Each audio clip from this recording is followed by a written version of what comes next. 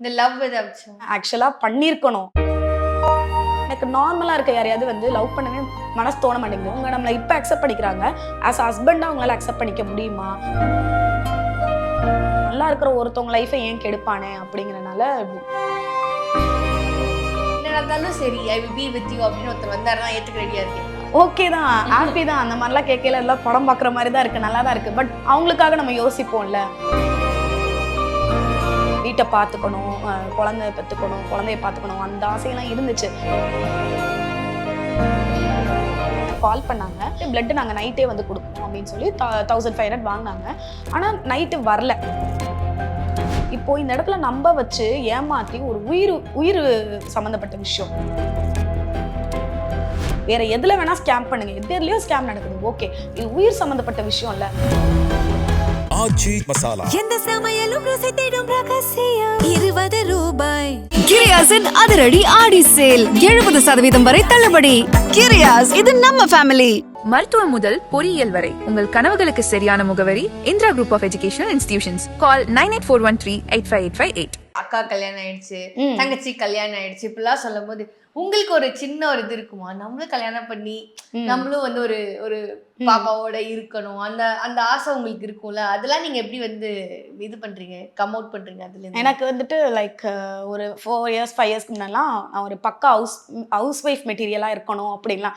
எல்லாரும் என்ன ஆசைன்னு கேட்டால் ஹவுஸ் ஒய்ஃப் மெட்டீரியலாக இருக்கணும், அதெல்லாம் எனக்கு வீட்டை பார்த்துக்கணும், குழந்தை பெற்றுக்கணும், குழந்தைய பார்த்துக்கணும், அந்த ஆசையெல்லாம் இருந்துச்சு ஒரு 20 வயசுல 21 வயசுல. அண்ட் தென் வந்துட்டு இப்போ கல்யாணம் பண்ண நிறைய பேர் ஸ்ட்ரகிள் தான் பண்ணிட்டு இருக்காங்க. அவங்கலாம் ஒரு கல்யாண லைஃப்ல செட்டில் ஆகிறதுக்கே 10-15 இயர்ஸ்க்கு மேலே ஈஸிலி ஆயிடுது. பட் எனக்கு அந்த ரெஸ்பான்சிபிலிட்டி எல்லாம் இல்லை, பிள்ளையை பார்த்துக்கணும், புருஷனை பார்த்துக்கணும்னு. நான் என்ன வந்து நல்லா பார்த்துக்க ஆரம்பிச்சிட்டேன். ஸோ அப்படி இருக்கும்போது இப்போ என் லைஃப் என் கையிலன்னு என்னை விட்டுட்டாங்க. நீ கல்யாணம் பண்ணிக்கிறியா பண்ணிக்க, வேணாமா இருக்கட்டும், நீ பிள்ளை இது பண்ணிக்கிறியா, எனக்கு வந்து பேபி பெற்றுக்கிட்டா என் பாடி வீக் ஆயிரும் அண்ட் அதுக்கான இது இருக்கான்னு சோர்ஸ் என்னை டாக்டரே ரெக்கமெண்ட் பண்ண மாட்டாங்க. அதனால மேபி இன் ஃபியூச்சர் நீ கல்யாணம் பண்ணி அடாப்ஷன் பண்ணிக்கிறீன்னா பண்ணிக்க, இல்லை வேணாம் அப்படின்னா விட்டுரு அப்படின்ற மாதிரி விடவும். நம்ம லைஃப் நம்ம கையிலன்ற டிசிஷன் வரும்போதே அது நல்லா இருக்கு. லைக் 22 வயசுல ஒரு பொண்ணை ஃபோர்ஸ் பண்ணி கல்யாணம் பண்ணிக்கிறதுக்கு உன் லைஃப் உன் இஷ்டம், நீ வீணா போனாலும் போ, நல்லா இருந்தாலும் இருன்னு விடுறது. இது வந்து எல்லாருக்குமே கிடைச்சிடாது இல்ல. ஆமா, இந்த லவ் ஏதாச்சும் எனி லவ் அந்த மாதிரியான விஷயங்கள் ஏதாவது நடக்க வாய்ப்புகள், ஏதாவது ஒரு பக்கத்துல நடக்க வாய்ப்பு இருக்கா? இல்லைங்க, ஆக்சுவலா பண்ணியிருக்கணும். எல்லாம் வந்துட்டு இந்த 19-20 வயசுல பண்ணியிருக்கணும். அப்ப பண்ணியிருந்தா ஒரு கண் கட்டின காதல் ஏதாவது நடந்திருக்கும். இப்ப எனக்கு வந்து மெச்சூரிட்டி வந்துருச்சா, எனக்கு நார்மலா இருக்க யாரையாவது வந்து லவ் பண்ணவே மனசு தோண மாட்டேங்குது, பயமா இருக்கு. அவங்க எப்படி இருப்பாங்க, ஏத்துக்குவாங்கன்னு தெரியாது. கல்யாணம் நம்ம ஃப்ரெண்டா இருக்கும்போது ஒரு பர்சன் ஒரு மாதிரி இருப்பாங்க, லவ்வரா இருக்கும்போது ஒரு பர்சன் ஒரு மாதிரி இருப்பாங்க, ஹஸ்பண்ட் ஆனோடனே டோட்டலி வேற மாதிரி இருப்பாங்க. ஸோ அது ஒரு பக்கம். அவங்க நம்மளை இப்போ அக்செப்ட் பண்ணிக்கிறாங்க, ஆஸ் ஹஸ்பண்டா அவங்களால அக்செப்ட் பண்ணிக்க முடியுமா? நாளை பின்ன வந்து அவங்களுக்கு இப்போ எல்லாமே ஓகேன்னுவாங்க, நாளை பின்ன ஐயோ நமக்கு ஒரு பேபி இல்லையே, நம்ம ஃப்ரெண்டெல்லாம் பேபி வச்சிருக்கானே, நம்மளோட வாரிசு இல்லையே அப்படின்ற ஃபீல் வரும். அந்த ஃபீலும் அவங்களுக்கு கொடுக்க வேணாம். அதே சமயம் என் லைஃப் ரொம்ப அன்சர்டைன் வேற. ஸோ அப்படி இருக்கும்போது நல்லா இருக்கிற ஒருத்தவங்க லைஃபை ஏன் கெடுப்பானே அப்படிங்கிறனால எங்கள் அம்மா சொன்னாங்க, இதே மாதிரி தலசிமியன் யாரையாவது செட் ஆனால் கல்யாணம் பண்ணிக்கணும். பட் அதுவுமே நான் ட்ரை பண்ணேன் தான். தலசிமியன் மேட்ரிமோனியல்லாம் நான் ரெஜிஸ்டர் பண்ணேன் தான். அதுக்குன்னே மேட்ரிமோனியல் இருக்கு. பட் அதில் நிறைய நார்த் இந்தியன்ஸ் தான் இருப்பாங்க, சவுத் இந்தியன்ஸ் கம்மி தலசிமியால.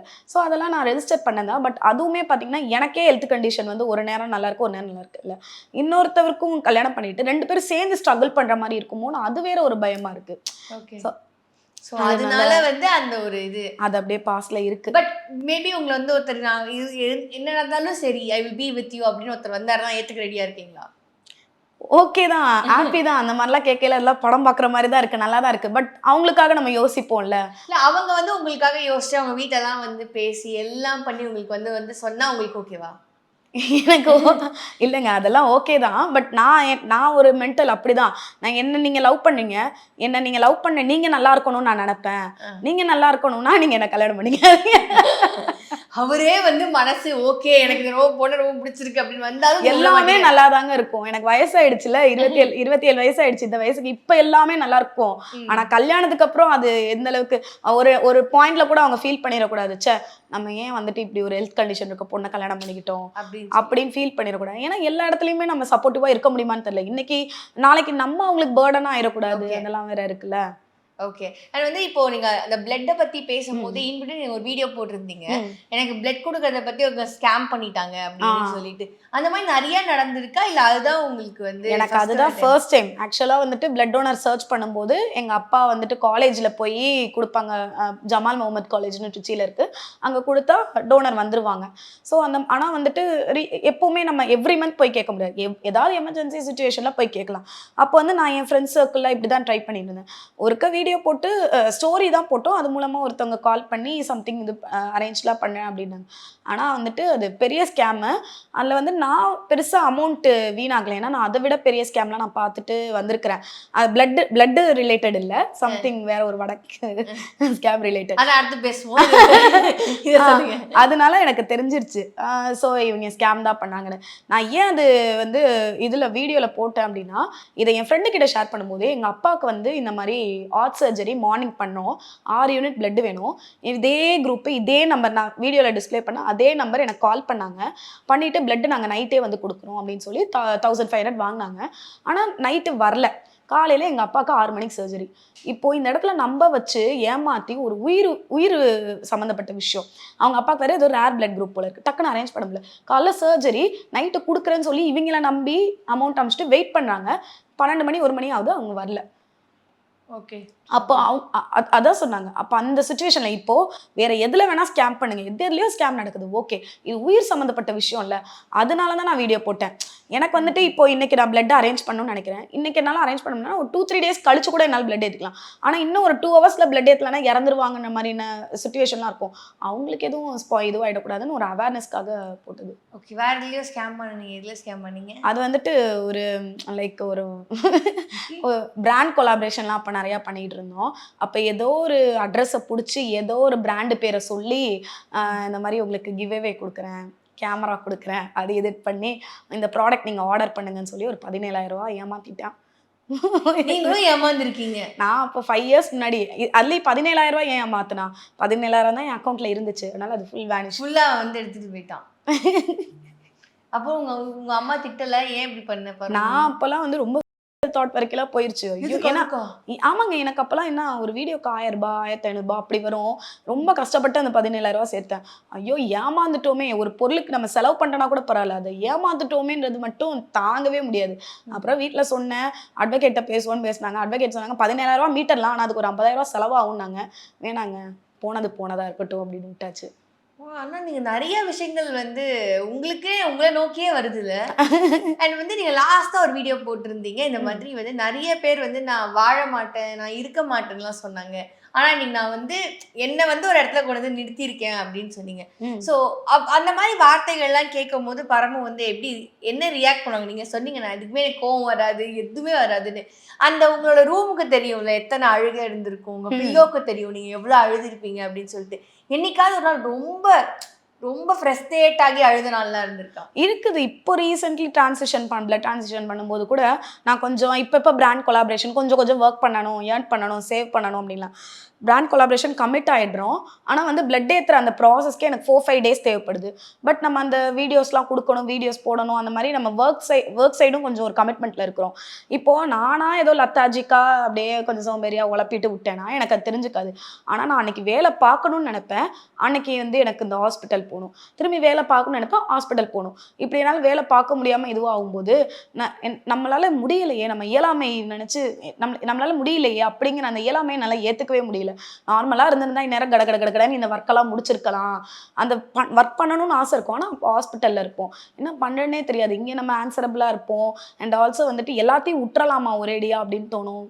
அந்த இயலாமை வந்து ஏற்றுக்கவே முடியாது. நம்ம பண்ணணும்னு நினைப்போம், நம்ம பாடி கோஆப்ரேட் பண்ணாது, அந்த சுச்சுவேஷன் கோஆப்ரேட், அந்த இயலாமை யாராலையுமே ஏற்றுக்கவே முடியாது. அண்ட் இப்போ நீங்கள் ஹாஸ்பிட்டல் இந்த மாதிரி பேசும்போது ரீசெண்டாக உங்களுக்கு கண்ணில் ஒரு பிரச்சனை இருந்தது, மறுபடியும் த்ரோட்டில் ஒரு பிரச்சனை வந்தது, பேக் டு பேக் வரும்போது வீட்டில் இருக்கிறவங்க ரியாக்ஷன் எப்படி இருக்கும்? உனக்கு ஏதாவது வந்துகிட்டே இருக்கேடா, என்னடா ஆகுது அப்படிங்கிற வருத்தம் அவங்களுக்கு திருப்பி திருப்பி எல்லாருக்கும் இருந்துகிட்டே இருக்கும்ல.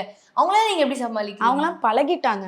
அவங்க நானு எல்லாமே பழகிட்டோம். ஏதாவது வரலனா தான் அதிசயம், வந்துச்சுன்னா அதிசயம் கிடையாது அப்படிங்கிற மாதிரி ஃபுல் அண்ட் ஃபுல் பழகிட்டாங்க. ஆனா என்னை பொறுத்த வரைக்கும் என்னன்னா, எனக்கு வந்து ஒரு லக்கோ என்னமோ இருக்கு. எங்க வீட்ல யாருக்கா உடம்பு சரியில்லைன்னா டக்கு டக்குன்னு ஆக்ஷன்லாம் எடுக்க மாட்டாங்க. எனக்கு உடம்பு சரியில்லைன்னு சொன்னா டக்கு டக்குன்னு ஆக்ஷன் எடுத்து ஓகே வா சிபிசி போலாம், எல்லாத்தையும் தூக்கி போடு அப்படி இப்படின்னு வித்தின் 1 வீக்குள்ள செட்டில் பண்ணி அதுக்கு என்ன ட்ரீட்மெண்ட் அப்படிங்கிறத பார்த்து செட்டில் பண்ணிடுவாங்க. ஸோ அதனால அண்ட் இப்போலாம் மோஸ்ட்லி என்னை நான் பார்த்துக்கிறேன். எனக்கு ஏதாவது முடியலையா நானே அப்பாயின்மெண்ட் போடுறேன், நான் போகிறேன், யாராவது வரேன்னா வாங்க, இல்லை நான் கிளம்புறேன் அப்படிங்கிற மாதிரி பார்த்துக்கிறேன். அதனால அது அவங்களுக்கு பழகிருச்சு. அண்ட் நீங்கள் கேட்டிங்கல்ல மேரேஜ் பண்ணிக்கலையா, இதுவும் ஒரு ரீசன் தான். வீட்டில் டக்கு டக்குன்னு கூப்பிட்டு போகிறாங்க, பார்க்குறாங்க, நம்ம பார்க்குறோம். நாளைக்கு நம்ம போகிற வீட்டில் அப்படி பார்த்துக்குவாங்களா அப்படின்னு தெரியாது. அண்ட் வந்து நீங்க அந்த பிளட் ஏத்துறதும் சரி, அதே மாதிரி வந்து வேலூருக்கு போறதும் சரி, ஒரு மாதிரி ஜாலியா இதெல்லாம் ஒரு விஷயமாடா அப்படிங்கிற மாதிரி ஜாலியா கிளம்புறீங்களே, அது உங்களுக்கு எப்படி அந்த மென்டாலிட்டி வருது? ஓகே ஜாலி நம்ம டைம் அப்படிங்கிற எப்படி நீங்க அது கிளம்புறீங்க? அது vlog பார்க்கையில ஜாலி எல்லாமே தெரியும். நம்ம vlogக்கு பின்னாடியும் நம்ம அந்த மைண்டு ப்ரிப் பண்ணிக்கிட்டே இருப்போம். ஏன்னா நம்ம அங்கே போகிறதே ஏதாவது ஒரு ப்ராப்ளம்காக தான் போவோம், சும்மா நார்மல் செக்கப்காக போக மாட்டோம். ஏதாவது ஒரு ப்ராப்ளம், ஏதாவது ஒரு இப்போவே பார்த்தீங்கன்னா எனக்கு பிரெயினில் பிட்யூட்டரி கிளாண்ட்னு ஒன்று இருக்குது. அதில் ஏதோ வந்து அயன் டெபாசிட் இருக்குமோன்னு சஸ்பெக்ட் பண்ணுறாங்க. ஸோ அதுக்காக தான் லாஸ்ட் டைம் நான் போனேன். ஆனால் இவ்வளோலாம் நான் சொல்ல, பிரெயினில் அயன் டெபாசிட் இருக்குமோன்னு சஸ்பெக்ட் பண்ணுறாங்க, லிவரில் அயன் டெபாசிட் இருக்குது எனக்கு. ஸோ இதெல்லாம் வந்துட்டு ஃபெயிலியர் ஆகிடுமோ, ஆர்கன் ஃபெயிலியர் ஆகிடுமோ, அந்த மாதிரி ப்ராப்ளம்ஸ்லாம் இருக்குது. ஆனால் அதெல்லாம் நான் வீடியோவில் சொல்லிட்டு இருக்க முடியாது. அதெல்லாம் எக்ஸ்பிளைன் பண்ணி எனக்கு இந்த இது இருக்குது அப்படின்லாம். போகிறேன் வரேன்னா வீடியோவில் காட்ட முடியும். அண்ட் அஃப்கோர்ஸ் நான் வந்து ஜாலியாக தான் போகிறேன் வரேன். ஏன்னா எல்லாமே பார்த்துக்கலாம், எல்லாமே சார்ட் அவுட் தான், எல்லாமே பார்த்துக்கலாம், எதுனாலுமே வந்து பார்த்துக்கலாம் அப்படிங்கிற ஆட்டிடியூட் இருக்குது. பட் அங்கே போயிட்டு எல்லாமே நல்லா இருக்குமா அந்த பேனிக் பின்னாடி இருக்க தான் செய்யும். பட் இருந்தாலும் போயிட்டு அந்த வரும்போது இருக்கும் பாருங்க ஒரு நிம்மதி, வேற என்ன காசு கொடுத்தாலும் ஐயா வராது.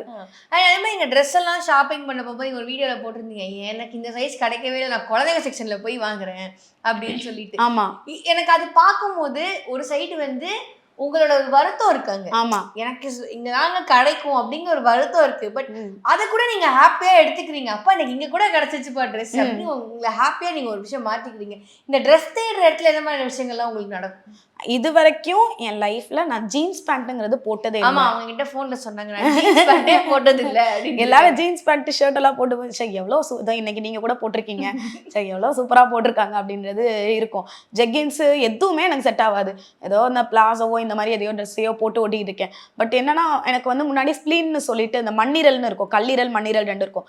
அந்த மண்ணீரல் பிளட் ஏத்தி ரொம்ப பெருசாகி இவ்வளோ பெருசு இருந்துச்சு எனக்கு வயிறு. ஸ்வெல்லிங் ஆகி ப்ரெக்னென்ட் லேடி மாதிரி இவ்வளோ பெருசு இருந்துச்சு. அந்த டைமில் வந்து என்கிட்ட 2 டாப் தான் செட் ஆகும். அந்த டாப்பு அந்த லெகின், அந்த டாப் அந்த லெகின்னா கிட்டத்தட்ட 16 வயசு 17 வயசு வரைக்கும் போட்டுட்டு இருந்தேன். அப்புறம் அது சர்ஜரி பண்ணி இங்கேருந்து இது வரைக்கும் எனக்கு கட்டு இருக்குது, அடி வயிறு வரைக்கும். அது சர்ஜரி பண்ணி ரிமூவ் பண்ணோடனே தான் கொஞ்சம் டம்மியெல்லாம் உள்ளே போய் இப்போ ஓரளவு ட்ரெஸ் எல்லாம் போட்டு எக்ஸ்பீரியன்ஸ் பண்ணேன். இதுவே எனக்கு ஹாப்பியாக தான் இருக்குது. ஓகே. ஆனால் நான் எந்த ஒரு விஷயம் உங்களை கேட்டாலுமே பின்னாடி ஏதோ ஒரு விஷயம் ஆனா நீங்க அதை கூட சிரிச்சுக்கிட்டே வந்து இப்படிதாங்க இருந்தது அப்படின்னு நீங்க வந்து ரொம்ப கேஷுவலா அதை வந்து சொல்றீங்க. பட் கேட்குற எனக்கு என்னங்க அப்படிங்கிற மாதிரி இருக்கு. உங்களுக்கு ஜீன்ஸ் பேண்ட் தானே, உங்களுக்கு ஜீன்ஸ் பேண்ட் வரும் வரும். நான் ஜீன்ஸ் பேண்ட் போடுறீங்க, ஷர்ட் போடுறீங்க, ஓகேவா? ஓகே, அதனால நம்ம வந்து போட்டு வீடியோ போடுறோம், ஓகேவா? கண்டிப்பா. ஆச்சி மசாலா. எந்த சமையலும் ருசி தேடும் ரகசியம் 20 ரூபாய். கிரியாஸின் அதிரடி ஆடி சேல் 70% வரை தள்ளுபடி. கிரியாஸ், இது நம்ம ஃபேமிலி. மருத்துவம் முதல் பொறியியல் வரை உங்கள் கனவுகளுக்கு சரியான முகவரி Indira group of educational institutions. Call 9841385858.